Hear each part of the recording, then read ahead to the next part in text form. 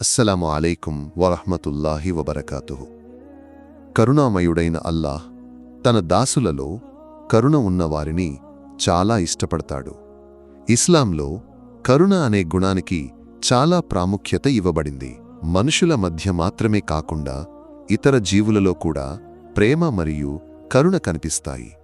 హదీసులలో ఈ గుణాన్ని అనేకసార్లు ప్రశంసించినట్లు మనం చూడవచ్చు.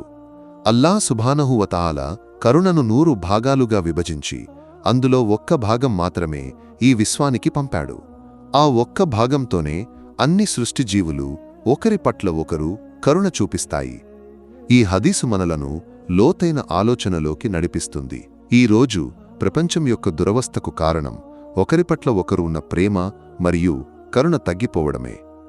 ఇలాంటి ప్రపంచంలో ప్రేమ మరియు కరుణకు ఆదర్శంగా నిలిచే ఒక మాట్లాడని జీవి యొక్క వీడియోను మనమిప్పుడు చూడబోతున్నాం.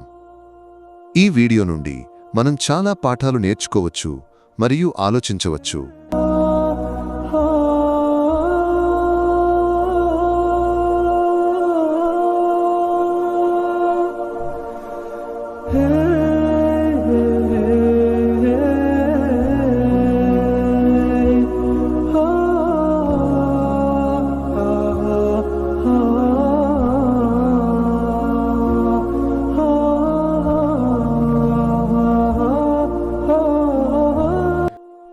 ఈ వీడియోలో ఒక తల్లి కుక్క మనకు పాఠం నేర్పిస్తుంది.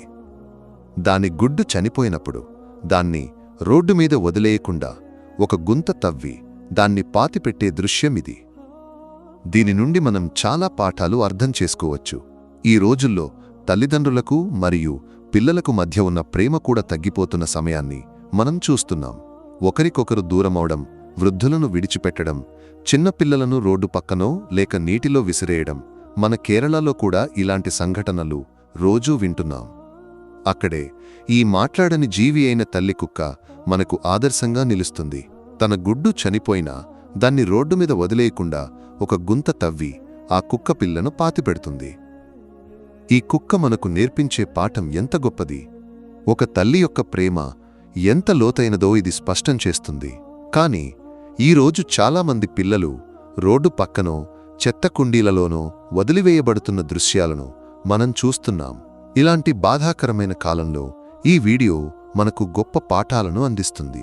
అల్లాహ్ సుబ్హానహు వ తఆలా మన మధ్య ప్రేమను మరియు ఐక్యతను ఎల్లప్పుడూ కాపాడాలి. మనందర్నీ అల్లాహ్ రక్షించాలి. ఆమీన్. ఈ వీడియోను మీకు అందించిన వారి కోసం ప్రత్యేకంగా దుఆ చేయమని గుర్తు చేస్తున్నాను. ఇన్షా అల్లాహ్ మరో వీడియోతో మళ్ళీ కలుద్దాం. దుఆతో.